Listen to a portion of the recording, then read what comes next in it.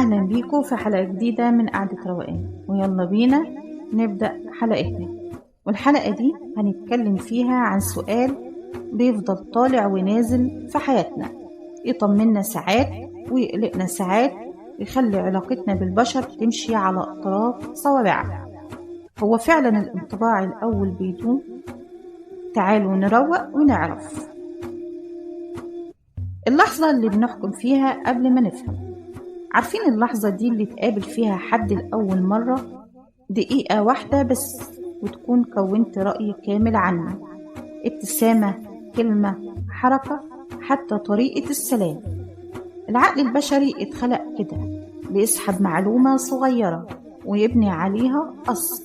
بس السؤال الحقيقي، الأصل ده بيكون صح ولا مجرد هلاوس دماغ بتحاول ترتاح؟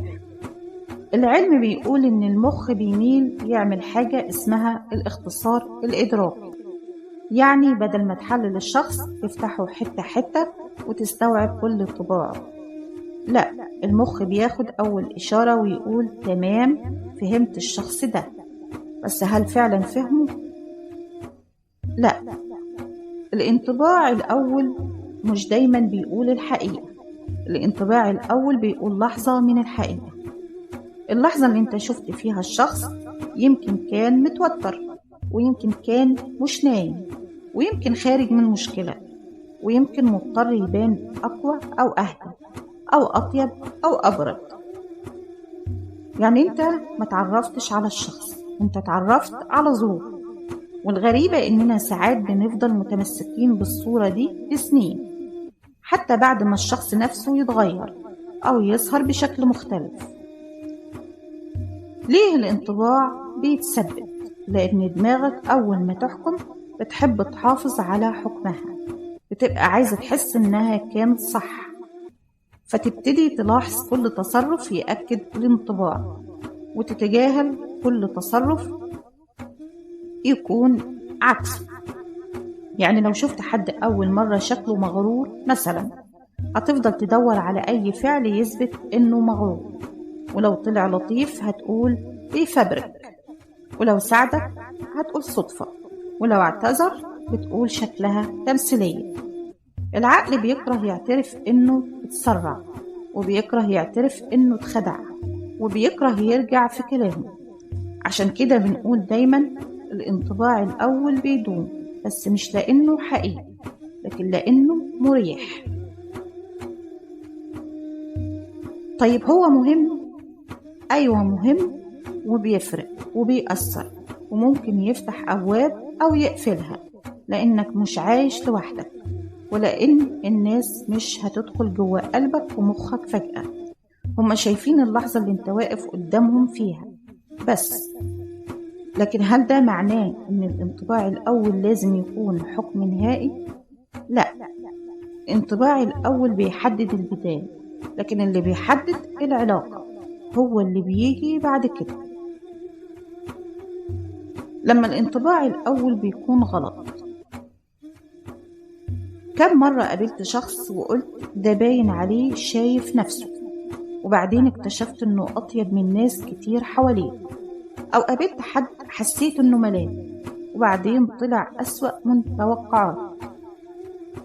الانطباع الأول ساعات بيكون مجرد هوا مضغوط داخل عيوننا، بنصدق اللي عايزين نصدقه أو اللي مخنا مستعد يشوفه. أحيانا بنحكم على الناس من تجارب فاتت، من جروحنا ومن مخاوفنا ومن أحكام جاهزة. يعني يمكن هو مش مغرور، يمكن احنا اللي اتأذينا قبل كده من حد مغرور، فبقينا نشوف الغبار القديم على وشوش جديدة. الحقيقة الصعبة إن الانطباع الأول مش حكم نهائي ولا كذبة مطلقة. الحقيقة إنه إشارة مؤقتة، زي إشارة المرور، اللون اللي بيقولك تمشي وتهدى وتقف.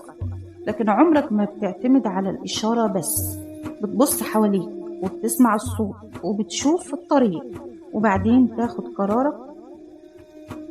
هو ده البشر. طيب نعمل إيه؟ ما تصدقش الانطباع الأول بنسبة 100%. سيبه مفتوح للتعديل. تاني حاجة، ادي الشخص فرصة تانية، ومش لازم تبقى 10 فرص، فرصة واحدة كفاية انك تشوفه من زاوية مختلفة. تالت حاجة، خليك واعي ان مخك بيدور على دليل يأكد حكمه. قل لنفسك طب تعالى ندور على دليل عكسه.